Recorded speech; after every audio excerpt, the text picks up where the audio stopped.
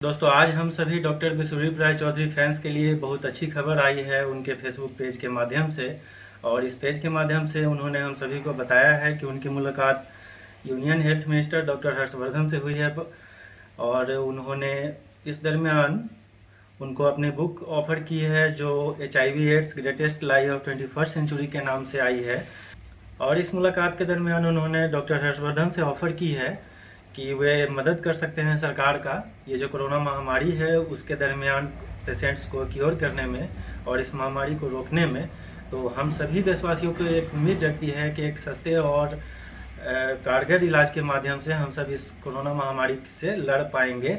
और इनकी बहुत सारी वीडियो पहले भी देखी गई है जिनमें इन्होंने दावा किया है बहुत सारी बीमारियों से लड़ने के लिए, जैसे HIV हो गया, डायबिटीज़ हो गया, जिसके महंगे महंगे इलाज होते हैं। और हम सभी जानते हैं आज के अपने देश के फार्मास्यूटिकल्स कंपनियों के हकीकत के बारे में, किस तरीके से हमारी जेबों पर बहुत भारी पड़ती है। तो आप सबसे आग्रह है कि इस वीडियो को जितना ज़्यादा से ज़्यादा शेयर करें, इस चैनल को सब्सक्राइब करें, ताकि हमारा जो हम सभी जनता जो है इस देश के, इनकी आवाज़ सरकार तक पहुंच सके। और एक पैनल का गठन करें, जिस तरीके से एलोपैथ के माध्यम से पैनल का गठन करके सरकार कोई डिसीजन लेती है कि किसी महामारी से किस तरीके से लड़ना है, उसी तरह से एक पैनल गठित करें जो आयुर्वेद और जो माध्यम है, होम्योपैथ है या यूनानी है, जिस माध्यम से भी हो सके एक पैनल गठित करें और तत्काल डिसीजन ले। हो सकता है कि इस माध्यम से भी इस महामारी को रोकने में हम लोग सफलता पा सके। तो दबा के लाइक कीजिए इस वीडियो को, सब्सक्राइब कर लें इस चैनल को, और जितना ज़्यादा से ज़्यादा इस वीडियो को शेयर कर सकें उतना आप कर सकते हैं, ताकि हमारी आवाज़ सरकार तक बुलंदी के साथ पहुंच सके और हम सब एक महंगे इलाज, जो जेब खाली करने वाली इलाज होती है, उससे बचे रह सकें। तो बिना देर किए वीडियो शुरू करते हैं।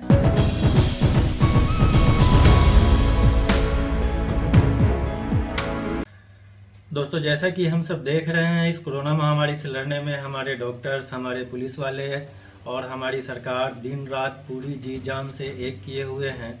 लेकिन क्या इस महामारी में, इस कोरोना वायरस से लड़ने के लिए कोई अचूक हथियार है हमारे पास? जैसा कि विश्वरूप राय जी का दावा है कि केवल ट्रंप के कहने से इस बीमारी का इलाज कुछ अलग तरीके से किया जा रहा है, जो मलेरिया और HIV की दवाइयों को दे करके किया जा रहा है। और इसके शिकार कुछ डॉक्टर्स ही हो रहे हैं। ये मेरा नहीं कहना है, ये खुद विश्वरूप राय चौधरी जी का कहना है। बहुत ही दुख के साथ मुझे ये बताना पड़ रहा है, आज से 2 दिन पहले भारत के एक डॉक्टर की मौत हो गई, कोरोना वायरस से नहीं, कोरोना वायरस के डर से। दरअसल आजकल भारत के कुछ डॉक्टर कोरोना वायरस के डर से रोज मलेरिया की दवाइयाँ ले रहे हैं। मलेरिया एक पैरासाइट है, कोरोना एक वायरस है। दोनों में आपस में कोई तालमेल नहीं है, ना ही मलेरिया का कोई ऐसा एविडेंस है कि मलेरिया की दवा से कोरोना वायरस प्रिवेंट हो सकता है या ठीक हो सकता है। सिर्फ ट्रंप के कहने पे भारत के डॉक्टर्स मलेरिया की दवा ले रहे हैं और अपनी जान जोखिम में डाल रहे हैं। और यही नहीं, अगर आपको कोरोना वायरस किसी तरह से हो जाता है तो आप जाने अनजाने आप एक रिसर्च टीम का हिस्सा बन जाएंगे, जिसमें आपके ऊपर बहुत सारी दवाइयों का टेस्ट होता है और इससे फार्मास्यूटिकल्स कंपनियों को पता लगता है कि ये दवाई इस बीमारी के लिए कारगर है। पिछले दिनों WHO ने सॉलिडेरिटी ट्रायल की घोषणा की। इस ट्रायल का मतलब कोरोना के पेशेंट को ऐसी दवाइयाँ देना जो कभी भी किसी भी बीमारी के लिए अप्रूव नहीं हुई, ना ही टेस्ट हुई। मैं बात कर रहा हूँ एक बहुत ही खतरनाक दवाई की, जिसका नाम है रेमडेसिविर।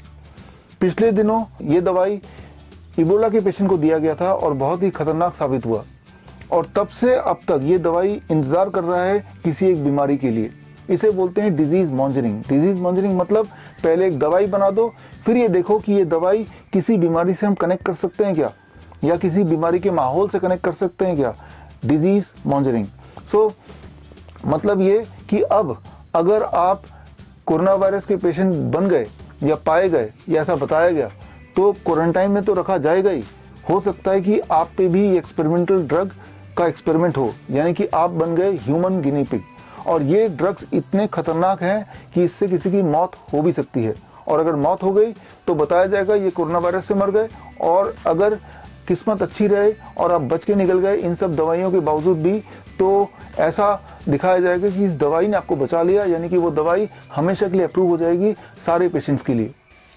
और सबसे ज़रूरी बात, जिस चीज़ से हमें पता चलती है कि मैं कोविड-19 यानी कोरोना वायरस का पेशेंट हूँ या नहीं, वही किट जांच के घेरे में है, यानी संदेह के घेरे में है। क्योंकि डॉक्टर चौधरी के हिसाब से ये किट ही ऐसे लोगों के लिए बनाया गया था जो रिसर्च के लिए काम करते हैं, यानी कि इस किट का इस्तेमाल केवल रिसर्च के लिए किया जा सकता है।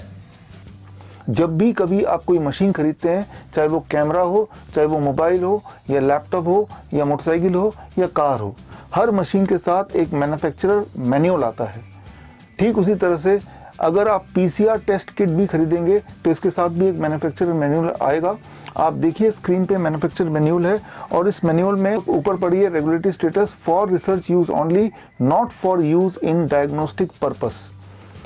साफ साफ लिखा है कि ये रिसर्च के लिए बना है, किसी पेशेंट के डायग्नोसिस के लिए ना तो बना है ना ही अलाउड है। और ये बात सिर्फ मैन्युफैक्चरर ही नहीं बोल रहा है, इवन इस टेस्ट किट के आविष्कारक जिनका नाम है कैरोमुलस, जिनको इस आविष्कार के लिए नोबेल प्राइज भी मिल चुका था, उनका भी ये कहना था ये टेस्ट किट सिर्फ रिसर्च के लिए, ये डायग्नोस्टिक पर्पस से नहीं है।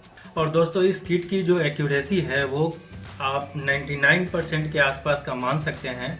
ये मैं नहीं कह रहा, ये दो लोगों के द्वारा कही गई है, जिसमें से कि एक तो हैं हमारे डॉक्टर विश्वरूप राय चौधरी और दूसरे ध्रुव राठी, जिन्होंने पूरा डिटेल डेमो दिया है अपने यूट्यूब चैनल पे, पूरा टेस्ट करवा के और सारी चीज़ें बताई है विस्तार पूर्वक कि कैसे ये 99% एक्यूरेसी के साथ काम करता है। कि आप कोई भी रैंडम 100 हेल्दी लोगों को खड़ा कर दीजिए, उन 100 के 100 में अगर ये टेस्ट कराएंगे तो ये टेस्ट किट उनमें से किसी एक को, कम से कम किसी एक को फॉल्स पॉजिटिव बताएगा। और डॉक्टर रॉय के मुताबिक अगर हम व्हाइट हाउस के कोरोना के हेड डॉक्टर विक्स के बात माने तो उसके अनुसार ये रिजल्ट 50% तक गलत साबित हो सकती है, यानी हर 2 आदमी में एक का रिपोर्ट गलत आने की पूरी संभावना है। और अगर हम व्हाइट हाउस की बात माने, व्हाइट हाउस के कोरोना वायरस के कोऑर्डिनेटर डॉक्टर विक्स, उनके अनुसार ये टेस्ट किट के फॉल्स होने के चांसेस लगभग 50% तक हैं, 50% तक, मतलब हर दूसरा टेस्ट वो गलत बता सकता है या बताता है। डॉक्टर विर्क और डॉक्टर रॉय के इस स्टेटमेंट पर मुहर लगाती है वुहान शहर का ये केस स्टेटमेंट, जहां पे 4 पेशेंट्स का मामला है। ये देखिए, वुहान के 4 पेशेंट पे ये टेस्ट किया गया। वुहान के 4 पेशेंट हॉस्पिटल से डिस्चार्ज से पहले पाया गया, अब वो कोरोना वायरस नेगेटिव हो चुके हैं इस टेस्ट किट के अनुसार। अब उनको घर जाने दिया, घर जाने के लगभग 13 दिन बाद दोबारा से टेस्ट किया गया उसी किट से। अब ये चारों के चारों दोबारा से कोरोना पॉजिटिव पाए गए। अब इसका क्या मतलब है? इसका पहला मतलब तो ये है कि शायद वो कभी नेगेटिव हुए नहीं थे और पहला जो टेस्ट था वो गलत था। दूसरा मतलब ये कि वो नेगेटिव हो गए थे, घर जाने के बाद ना जाने कहाँ से दोबारा से कोरोना वायरस उनके बॉडी में आ गया। तीसरा मतलब ये हो सकता है कि उनकी बॉडी कोरोना वायरस फ्री है, लेकिन दूसरा जो टेस्ट है वो गलत है। डॉक्टर राय के मुताबिक सिंगापुर से केस स्टडी आई है जिसके अनुसार पेशेंट डेंगू से पीड़ित था और उसके बाद डॉक्टरों को लगा कि इसका टेस्ट करवा लिया जाए कोरोना का, और वो कोरोना पॉजिटिव निकला। द लैंसेट एक बहुत इंपॉर्टेंट जर्नल, इस जर्नल में सिंगापुर के एक पेशेंट का केस स्टडी है। पेशेंट फीवर में हॉस्पिटल गया, डेंगू का टेस्ट हुआ, डेंगू पॉजिटिव पाया गया, डेंगू का इलाज चलने लगा। ना जाने क्यों डॉक्टर को लगा चलो कोरोना वायरस का टेस्ट भी कर लेते हैं, और इसी टेस्ट किट से टेस्ट किया तो कुछ समय बाद कोरोना वायरस पॉजिटिव भी पाया गया। अब सवाल ये है, ये पेशेंट कोरोना का पेशेंट माना जाएगा या डेंगू का पेशेंट माना जाएगा? कोरोना का ट्रीटमेंट होगा या डेंगू का ट्रीटमेंट होगा? एक्चुअली ये जो पॉजिटिव था ये कोरोना पॉजिटिव फॉल्स पॉजिटिव था या डेंगू जो पाया गया वो फॉल्स डेंगू था? तो मतलब कोई कंक्लूसिव आंसर निकला ही नहीं। इन सब के अलावा अमेरिका के एक केस स्टडी के मुताबिक पेशेंट्स के अलग अलग जगहों से, यानी नाक से लिए गए सैंपल और मुंह से लिए गए सैंपल, और दोनों सैंपल अलग अलग आए। एक में सैंपल नेगेटिव था, एक में सैंपल पॉजिटिव था। देखिए ये रिपोर्ट। अमेरिका के पहले कोरोना पेशेंट का रिपोर्ट, उसके नाक से सैंपल लिया गया और टेस्ट किया गया तो कोरोना पॉजिटिव पाया गया। उसके मुंह से सैंपल लिया गया और टेस्ट किया गया उसी वक्त, कोरोना नेगेटिव पाया गया। तो इनमें से कौन सा आप मानेंगे, पॉजिटिव वाला या नेगेटिव वाला? और इस कोरोना प्रकरण में इसके जांच रिपोर्ट्स के आधार पर जो तथ्य सामने आए हैं उसके लिए डॉक्टर रॉय ने बहुत ही मजाकिया अंदाज में कहा है कि आप इस टेस्ट का पता लगा सकते हैं खुद में घर में पता लगा सकते हैं कि आप कोरोना पेशेंट है कि नहीं है। और देखिए किस आधार पर ये कह रहे हैं। तो मुझे आप 15 सेकंड दीजिए। 15 सेकंड स्टार्ट्स नाउ।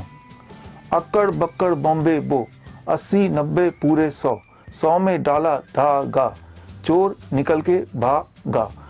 इशारा आपकी तरफ है, यानी कि आप कोरोना वायरस पेशेंट हैं। बड़ा सिंपल है, यानी कि अगर 10 लोग हैं और आप टेस्ट करना चाहते हैं आप कोरोना, इनमें से कौन सा कोरोना वायरस का पेशेंट है, बहुत ही आसान है। ये डायलॉग आप याद कर लीजिए, 10 पेशेंट को खड़ा कर दीजिए, फिर आप शुरू हो जाइए अक्कड़ बक्कड़ बॉम्बे बो करते करते आखिर में जहाँ भी पॉइंटर जाए वही कोरोना वायरस का पेशेंट है। आप बोलेंगे ये तो मजाक हो रहा है, ये तो तुक्का है, ये तो फ्लूक है। फ्लूक को हम नहीं मानेंगे। आप किस चीज को मानेंगे? आप साइंस को मानेंगे। साइंस का मतलब क्या है? साइंस का मतलब वो मैन्युफैक्चरर मैन्युअल जो बोल रहा है उसे हम साइंस बोल सकते हैं, इन्वेंटर जो बोल रहे हैं उसे हम साइंस बोल सकते हैं, सारे मेडिकल जर्नल जो बोल रहे हैं उसे साइंस बोल सकते हैं। साइंस सारा का सारा एक ही बात बोल रहा है, जोर जोर से चिल्ला चिल्ला के बोल रहा है ये जो टेस्ट किट है इससे टेस्ट करना इलीगल है, इलॉजिकल है, क्राइम है। दोस्तों इन सब के बावजूद डॉक्टर राय यही नहीं रुकते और वे एक ब्लेम WHO पर भी लगाते हैं और बताते हैं H1N1 के समय का, जिस समय भी WHO पर एक इल्जाम लगा था। ऐसा ही माहौल था और उस वक्त का विलन था H1N1 पेंडेमिक, ऐसा WHO ने घोषित किया। लेकिन उसके कुछ महीनों बाद ही WHO के ही एक डायरेक्टर जिनका नाम है उल्रिच कील, जिन्होंने WHO का भांडा फोड़ दिया और ये साबित हो गया ये WHO के द्वारा किया गया उस वक्त का सबसे बड़ा मेडिकल स्कैम। WHO एक ऐसा ऑर्गेनाइजेशन जिसके सिर पे दुनिया का सबसे बड़ा मेडिकल स्कैम का कलंक लग चुका है, उस ऑर्गेनाइजेशन की बात मानना, उसकी रिकमेंडेशन मानना इंसानियत के लिए एक बहुत बड़ा अपराध या पाप होगा। दोस्तों इन सब के अलावे डॉक्टर रॉय UK गवर्नमेंट के ऑफिशियल वेबसाइट से एक डाटा लेकर के आते हैं जिसके थ्रू उसमें कहा गया है कि जनवरी में इस कोरोना वायरस को HCID के कैटेगरी में डाला गया था और बोला गया था कि बहुत अधिक संख्या में इसे मौत होने की संभावना है। लेकिन मार्च आते आते उसके स्टडी के मुताबिक इस कोरोना वायरस को HCID से हटा करके नॉर्मल वायरस में कन्वर्ट कर दिया गया था और उसके साथ ये प्रिस्क्राइब किया गया था कि इसके लिए कुछ अलग से दवाइयाँ देने की ज़रूरत नहीं है, उतना खतरनाक नहीं है जितना इसको समझा जाता है। आप सबको मालूम होगा कि इबोला या निपाह या आपका H1N1 जो स्वाइन फ्लू के नाम से जाना जाता था। एक्चुअली UK गवर्नमेंट ने जनवरी महीने में रिलीज किया एक स्टेटमेंट कि कोरोना वायरस में आने वाले दिनों में 22 लाख लोग US के मर जाएंगे, 5 लाख लोग UK के मर जाएंगे और पूरे दुनिया में बहुत तबाही हो जाएगी। कोरोना वायरस को एक खास स्टेटस दिया गया, उसका नाम दिया गया HCID, high consequence infectious disease. ये वाला स्टेटस इबोला और निपा को भी मिला हुआ है, मतलब ये बहुत ही डेंजरस खतरनाक वायरस है। लेकिन 2 महीने बाद अब सारे डेटा इकट्ठा किया तो पाया गया कि ऐसा कुछ भी नहीं हुआ और अब UK गवर्नमेंट ने रियलाइज किया कि कोरोना वायरस एक मामूली वायरस है, फ्लू वायरस है, इन्फ्लुएंजा वायरस है। इसमें डेथ रेट लगभग 0.1% है, जितना कॉमन कोल्ड या फ्लू या इन्फ्लुएंजा में होता है। तो चुपचाप 19 मार्च को उन्होंने कोरोना वायरस का स्टेटस बदल दिया, HCID से हटा दिया और एक नॉर्मल वायरस का स्टेटस में डाल दिया और साथ में ये भी लिख दिया क्योंकि ये नॉर्मल वायरस है इसीलिए इसके ट्रीटमेंट के लिए कोई खास ट्रीटमेंट सेंटर की आवश्यकता नहीं है, कोई नॉर्मल क्लिनिक में भी पेशेंट जाके अपना इलाज करा सकते हैं।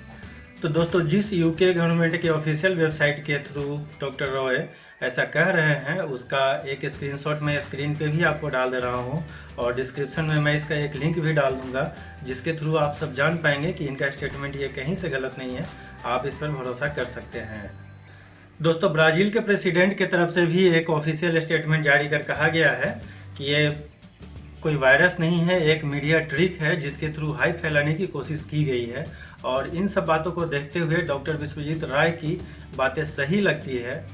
इस वीडियो में आपको लैंग्वेज हो सकती है समझ में ना आए क्योंकि उनका ब्राज़ीलियन लैंग्वेज है कोई, लेकिन वहाँ पे कैप्शन लिखा गया है इंग्लिश में, उससे पढ़कर आपको समझ में आ जाएगा क्लियरली कि वो कहना क्या चाहते हैं। Caso particular, pelo meu histórico de atleta, caso fosse contaminado pelo vírus, não precisaria me preocupar.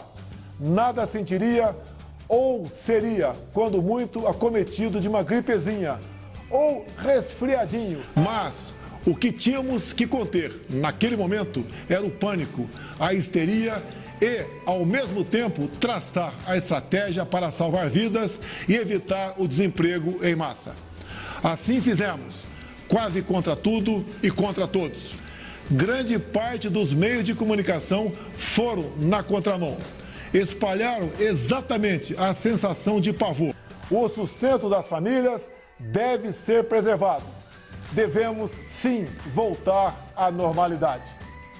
Algumas poucas autoridades, estaduais e municipais, devem abandonar o conceito de terra arrasada, a proibição de transportes, o fechamento de comércio e o confinamento. तो दोस्तों, doctor Roy सहित तमाम media reports को देखते हुए हम लोग इस कंक्लूजन पर पहुंचे हैं कि इस कोरोना महामारी का कोई इलाज नहीं है और न ही उस तरीके का ये महामारी है जिस तरह से मीडिया इसे प्रेजेंट करना चाहती है। जैसा कि ब्राज़ील के प्रेसिडेंट का स्टेटमेंट हमने देखा और ये व्हाइट हाउस के कोरोना हेड का स्टेटमेंट हमने देखा और खुद डॉक्टर रॉय चौधरी का स्टेटमेंट हम लगातार देखते आ रहे हैं कई दिनों से यूट्यूब पर। तो इन सब को देखते हुए हम लोगों को ये लगता है कि कोरोना कोई महामारी न होकर एक नॉर्मल सा फ्लू है जिसे बहुत ही आसानी से ठीक किया जा सकता है। साइंस के मुताबिक कोरोना वायरस के जो एंसेस्टर्स हैं, पूर्वज जिसे बोलते हैं, वो इस धरती में 55 मिलियन ईयर्स पहले आ चुके थे। 55 मिलियन मतलब इंसान से ही पहले आ चुके थे। और जिस रूप में कोरोना वायरस को आज देखा जा रहा है, इस रूप में भी 10,000 साल पहले ऑलरेडी आ चुके थे। नंबर 1। नंबर 2, यूएस के सेंटर ऑफ डिजीज कंट्रोल के साइट में जाइए, उन्होंने अभी भी जारी किया पिछले हफ्ते, और वो जारी कुछ ऐसे किया, उन्हीं के शब्दों में, most people in their life time get infected with one or more kind of these kind of viruses, right? तो इसका मतलब ये बोलना चाह रहे हैं कि बचपन से अभी तक आपको हजारों बार फ्लू हुआ, उनमें से कभी ना कभी कोरोना वायरस की वजह से भी फ्लू हुआ। लेकिन आज आप ये शो देख रहे हैं, इसका मतलब आप जिंदा हैं, इसका मतलब आप वो जंग जीत चुके हैं, कोरोना वायरस वाला भी। फर्क सिर्फ इतना है कि उस वक्त आपको नहीं पता था कि जंग के साथ जो जिससे जंग कर रहे हैं वो कोरोना वायरस है, और आज आपको पता है कि वो कोरोना वायरस है। तो कोरोना वायरस एक सिंपल वायरस है, इसका नाम आप लीजिए फ्लू वायरस, जो कि हर साल जो कॉमन कोल्ड होता है, फ्लू होता है, बिल्कुल वैसे का वैसा, उससे जरा भी अलग नहीं है ये कोरोना वायरस। तो ये अब के पहले क्यों नहीं निकला था? हाँ, ये जो टेस्ट है ये बना ही अब है, डायग्नोस्टिक मतलब किट ही अब तक नहीं थी ये, that is a new one. Yes. तो क्या ये प्रोपोगंडा किट को बेचने के लिए तो नहीं है? किट तो एक बहुत छोटी सी बात है। हाँ। इसके आगे वैक्सीन आएगा। अभी देखिए जो डर का माहौल है, हाँ। इस मान लीजिए आप जो दर्शक सुन रहे हैं, अचानक अभी अनाउंस हो जाए कि इसका वैक्सीन आ गया है, आप में से कौन है जो वैक्सीन 10,000 रुपए में नहीं करेगा?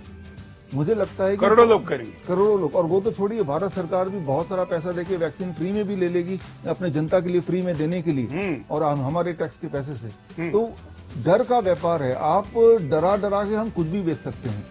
तो भारत सरकार तक अपनी बात पहुंचाने के लिए ये मैं वीडियो बना रहा हूं और आप सबसे एक समर्थन का अपील ये कर रहा हूं कि इस वीडियो को जितना से जितना आप शेयर कर सकते हैं उतना आप शेयर करें, ताकि इस कोरोना महामारी से लड़ने के लिए हम लोगों के पास डॉक्टर रॉय के थ्रू एक कोई अचूक हथियार मिल सके और आसानी से हम सब इस महामारी से बाहर आ सके। वायरस की कोई दवा नहीं होती, वो चाहे डेंगू नाम हो उसका नाम, चाहे कोरोना हो या उसका नाम HIV हो, there is no medicine for it. Virus की दवा अब तक नहीं बनी है, कभी आगे बन सकती है, वो अलग बात है। तो डेंगू से मरने के उतने ही चांसेस हैं या ज़्यादा हैं जितने कोरोना से मरने के चांसेस हैं, या जितने किसी भी और वायरस से मर। देखिए अच्छा है, घर पर होता ही रहने के लिए है, ऊपर संडे वैसे भी हम लोग घर पे रहते हैं अक्सर, राइट। और चलो एक दूसरे से, हम तो आजकल सब लोग टीवी पे लगे रहते हैं, तो एक दूसरे को बात करने का मौका मिल जाएगा, इतना ही है। धूप में रहिए, क्योंकि जो सबसे अगर मकसद तो ये है ना कि वायरस से बचने के लिए घर पे रह रहे हैं। जो दुनिया का सबसे बड़ा एंटीवायरल चीज़ है जो भगवान ने बना के दिया आपके लिए, वो दो चीज़ है, one is sunlight and one is fresh air. तो ये दोनों चीज़ों को अपने साथ रखिए, धूप में जाके रहिए जब तक धूप है, पहली बात। दूसरी बात ये कि आप घरों में बचने की कोशिश कर रहे हैं, लेकिन आप ये कैसे श्योर हैं कि घर में वो कोरोना वायरस नहीं है? कोरोना वायरस ऐसा नहीं कि आज कोई पैदा हुआ, जब से हम पैदा हुए इंसानियत उससे भी पहले से कोरोना वायरस था। बचपन से अभी तक हज़ारों बार आपको बीमारी हुई होगी, जुकाम बुखार हो सकता है, उनमें से कभी एक कोरोना वायरस की वजह से भी रहा होगा। राइट, सिर्फ नया एक है कि उसको डायग्नोस करने का टूल आ गया है। अब जब डॉक्टर रॉय ये साफ कर ही चुके हैं कि कोरोना वायरस कोई नया वायरस नहीं बल्कि ये सदियों से चला रहा पुराना वायरस है और साधारण कोल्ड फ्लू वायरस के जैसे ही है, और उससे जो बचने के उपाय हम लोग करते आए हैं उसी को करना है, और उसका इलाज कैसे करना है, यानी कि नए कोरोना वायरस जो पुराना ही है लेकिन उसका इलाज कैसे करना है, उसके जवाब में डॉक्टर साहब का ये राय था, जिसे आप सब ध्यानपूर्वक सुने और उसे अपने जीवन में आजमाएं। पहला step, I call it liquid diet, day 1 diet liquid diet. आप स्क्रीन पे देखिए, लिक्विड डाइट का फॉर्मूला बड़ा सिंपल है, that is your body weight by 10 into that many glasses of citrus fruit juice. यानी कि मान लीजिए आपका बॉडी वेट 80 kg है, 80/10 8 glasses of citrus fruit juice, मौसमी का जूस हो सकता है, संतरे का जूस हो सकता है, या पाइनएप्पल का जूस, फ्रेशली स्क्वीज्ड, छानना नहीं है, let it have lot of fibre, refrigerated या पैक्ड जूसेस नहीं होने चाहिए, plus the same number of glasses of coconut water. यानी कि पूरे दिन भर में कुछ खाना नहीं है, कुछ पीना नहीं है, अगर पीना है तो 16 ग्लास, अगर 80 kg आपका वेट है, 16 ग्लासेस ऑल्टरनेटिवली पूरे दिन भर में of these kind of liquid. ये है डे 1। जैसे ही आप ऐसा करेंगे, with in the first few hours temperature control में आ जाएगा, सिम्टम कंट्रोल में आ जाएंगे, कंफर्ट हो जाएगा पेशेंट को। अब सेकेंड डे आते आते you have to apply on second day what I call as fluid diet. Fluid diet का फॉर्मूला आपके सामने है। फ्लूइड डाइट में फॉर्मूला कुछ ऐसा है, आपका बॉडी वेट बाई 10 की जगह आ जाएगा 20, यानी कि 4 glasses of citrus fruit juice plus 4 glasses of coconut water plus tomato plus cucumber. इसका बॉडी वेट से संबंध है योर बॉडी वेट इंटू 5, यानी कि अगर 80 kg आपका बॉडी वेट है into 5 that becomes 400, make it grams. 400 gram tomato and cucumber, that is टमाटर और खीरा 400 ग्राम। सो ये है डे 2 का डाइट, जिसे मैं बोलता हूँ फ्लूइड डाइट। सो डे 2 तक पेशेंट को करीब 60 to 70% आराम मिल जाएगा। अब आता है day 3 which is called solid diet. Solid diet का फॉर्मूला आपकी आंखों के सामने स्क्रीन पे है, and solid diet is as followed. आप देख रहे हैं ब्रेकफास्ट से पहले फॉर्मूला हो जाएगा your body weight divided by 30, that many number of glasses of citrus fruit juice and that many number of glasses of coconut water, that becomes a breakfast 12 बजे तक। और जो लंच रहेगा वो सेम जो कल का टोमेटो कुकुम्बर का फॉर्मूला था, दैट इज अगर 80 kg आपका बॉडी वेट है, about 400 grams of tomato plus cucumber and that becomes lunch. And by dinner तक आप ऑलरेडी ठीक हो चुके होंगे, यानी कि डिनर में homely cooked vegetarian food with less salt and less oil. So that is about 3 days time. ये 3 दिन ही काफ़ी होता है, कितना भी स्ट्रॉन्ग वायरस हो, किसी भी तरह का वायरस हो, but still you can fight with it. अच्छे डाइटिशियन होने के नाते इनके तरफ से 3 days डाइट प्लान है जो हमारे इम्यून सिस्टम को मजबूत बना के रखता है, और इन सब जो वायरसेस है, कोरोना, डेंगू, मलेरिया, इन सब से इनके मौसम में लड़ने में हमें बहुत मदद करते हैं। तो इनके 3 स्टेप डाइट प्लान को आप देखें जो इस प्रकार से हैं। तो उसका सिंपल तरीका है कि हर दिन आपको 0.2 ग्राम आपको विटामिन सी खाना है, टैबलेट के फॉर्म में नहीं, सप्लीमेंट के फॉर्म में नहीं, फलों के फॉर्म में। अच्छा, 0.2 ग्राम कितना खाएं तो 0.2 ग्राम होता है? बड़ा सिंपल है, आप एक बड़ा अमरूद खाएंगे तो 0.2 ग्राम होता है, 2 संतरे खाएंगे तो 0.2 ग्राम होता है, 3 आम खाएंगे तो 0.2 ग्राम होता है, 4 टमाटर खाएंगे तो 0.2 ग्राम होता है। तो इस तरह से, या फिर आपको कुछ समझ नहीं आता तो किसी भी तरह का 3-4 तरह के फल ले लीजिए और टोटल क्वांटिटी उसका 400 ग्राम बना लीजिए, और आपका बजट हो गया सुबह से रात तक। ये जो 400 ग्राम फल है, वो चाहे कोई भी फल हो, वो पेट के अंदर होना चाहिए। तो दैट मीन्स कि मिनिमम 0.2 ग्राम पेट में चला गया है। अब बॉडी का काम है कैसे वो अपना ध्यान रखे, कैसे इम्यूनिटी बनाए, वो आपका काम नहीं है। एक ही चीज़ जो आपको बचाएगा वो है इम्यूनिटी। इम्यूनिटी में मैंने बताया कि इम्यूनिटी का दोस्त है विटामिन सी, इम्यूनिटी का दुश्मन है एनिमल प्रोटीन। तो बस एक चीज़ छोड़ना है, वो है कि कोई भी ऐसा फूड जिसमें एनिमल प्रोटीन हो। अब दिमाग दौड़ाइए, ऐसा कौन कौन से खाना है जिसमें एनिमल प्रोटीन है? सिर्फ उन्हीं में होगा जिस हम दूध को भी एनिमल प्रोटीन मान सकते हैं। बिल्कुल, दूध को है ही दूध एनिमल से आया है, तो उसका जो प्रोटीन है वो एनिमल प्रोटीन ही कहलाएगा। इसलिए मीट, मांस, मछली और दूध ये एनिमल प्रोटीन है, इनसे बचना चाहिए। और फ्रेश एयर, धूप, ये सबसे बड़े एंटीवायरस बताए डॉक्टर साहब ने। और फ्रूट 2 ग्राम विटामिन सी, 0.2 ग्राम विटामिन सी जरूर लेनी चाहिए। डॉक्टर साहब, नारियल पानी के बारे में भी आप कुछ चर्चा कर रहे थे। नारियल पानी, एक इंपॉर्टेंट बात समझ लीजिए, जब फ्लू होता है तो क्या होता है बॉडी में, क्यों हम एकदम थके से हो जाते हैं, क्यों हम काम नहीं कर पाते? 2 ही चीज़ होती है, एक तो होती है डिहाइड्रेशन और दूसरा होता है मिनरल इम्बैलेंस। सो भगवान का बनाया हुआ जो सबसे बड़ा मिनरल वाटर है उसका नाम है कोकोनट वाटर, राइट? तो फ्रेश कोकोनट वाटर बोल रहा हूँ, पैक्ड वाला नहीं। तो वो आप रोज एक लेना शुरू कर दीजिए। लॉकडाउन कितने दिन का होना चाहिए, इस पर डॉक्टर विश्वरूप राय का कहना था कि ये कम से कम 20 दिन का होना चाहिए मिनिमम। इसके अनुसार मोदी सरकार जो कर रही है हमारे लिए 21 दिन का लॉकडाउन पीरियड, वो सही है। आगे सुनिए विश्वजीत राय जी के जुबान से खुद ही। लेकिन अब सवाल तो यही है ना कि कितने दिन तक लॉकडाउन करेगी ठीक हो जाए। इस सवाल का जवाब मैंने साइंस में ढूंढने की कोशिश की और 27 Feb 2020 journal of American medical association में इसका जवाब ढूंढा। जवाब यह है कि ये जो क्वारंटाइन वाले पेशेंट हैं इनको लगभग 20 दिन ऑन एवरेज लगते हैं ठीक होने में। एवरेज बता रहा हूँ 20 दिन, यानी कि ये जो पेशेंट हैं जैसे ये डायग्नोस होंगे उससे 20 दिन तक टाइम लगेगा इनको रिकवर करने में। एवरेज 30 दिन भी लग सकते हैं, 15 दिन में भी ठीक हो सकते हैं, लेकिन 20 दिन मान के चलते हैं सिंप्लीफिकेशन के लिए। तो इस पेशेंट के पास ये ऑप्शन नहीं है कि ये ठीक कैसे होना चाहता है। वो 3 स्टेप डाइट से ठीक करते हैं तो 3 दिन में हो जाता है, लेकिन ये पेशेंट को पकड़ के क्वारंटाइन में रख देंगे और इन पे सारे एक्सपेरिमेंटल ड्रग, चाहे वो HIV की दवाई है, मलेरिया की दवाई है, एंटीबायोटिक है, एंटीपायरेटिक है, और ऐसे में इम्यून सिस्टम पे बर्डन बढ़ जाएगा और तब इम्यून सिस्टम को लंबा टाइम लगेगा ठीक होने में। इसका मतलब ये हुआ कि ये जो लॉकडाउन है इसका फ़ायदा तभी हो सकता है जब तक कि कम से कम टाइम लॉकडाउन का होना चाहिए 20 दिन, 20 डेज। एक सवाल के जवाब में जब डॉक्टर रॉय से ये पूछा गया कि क्या किसी पेशेंट्स को दोबारा कोरोना हो सकता है एक बार उसका रिजल्ट नेगेटिव होने के बाद, तो उसके जवाब में उनका ये कहना था। जब ये घर आ गए और घर आने के 10 दिन बाद दोबारा PCR टेस्ट किया गया तो शॉकिंगली पाया गया कि इसके अंदर दोबारा से कोरोना वायरस दिखाई दिया गया। हालांकि कोरोना वायरस की वजह से अब बीमार नहीं है, एसिम्प्टोमेटिक है, लेकिन कोरोना वायरस दोबारा पाया गया 10 डेज बाद भी। अब सवाल है कि कोरोना वायरस कब तक इसके बॉडी में रहेगा, नंबर 1। नंबर 2 क्वेश्चन, क्या उससे वो खुद बीमार दोबारा पड़ेगा, नंबर 2। नंबर 3, क्या वो जो कोरोना वायरस इस इंसान की बॉडी में है, हालांकि बीमार नहीं है उससे अब, तो क्या वो बाकी लोगों में भी वो ट्रांसमिट होगा। तो इन सवालों के जवाब फिलहाल साइंस के पास नहीं है। तो दोस्तों, डॉक्टर रॉय समेत इतने सारे लोगों के स्टेटमेंट्स देखने के बाद अब लगता है कि कोरोना जो है ये एक प्रोपेगेंडा की तरह इस्तेमाल हो रहा है और इन सब से हम लोगों को बचने की ज़रूरत है। तो हमारा सरकार से आग्रह रहेगा कि आयुर्वेद समेत और भी जितने तरीके हैं इलाज करने के, उन सभी तरीकों के लिए एक अलग से कमेटी बनाई जाए और उस कमेटी के देखरेख में ये सुनिश्चित किया जाए कि ये सारे बात निराधार हैं या इसका कोई आधार भी है। अगर कोई आधार है इसका, तो इन सभी चीज़ों के जरिए एक सस्ता इलाज सुनिश्चित करने की कोशिश की जानी चाहिए और इन सब चीज़ों के सभी समाधान के लिए ज़रूरी होगा हम सबका मिलकर एक जोर लगाना, ताकि हम सब की आवाज़ सरकार तक पहुंचाई जा सके।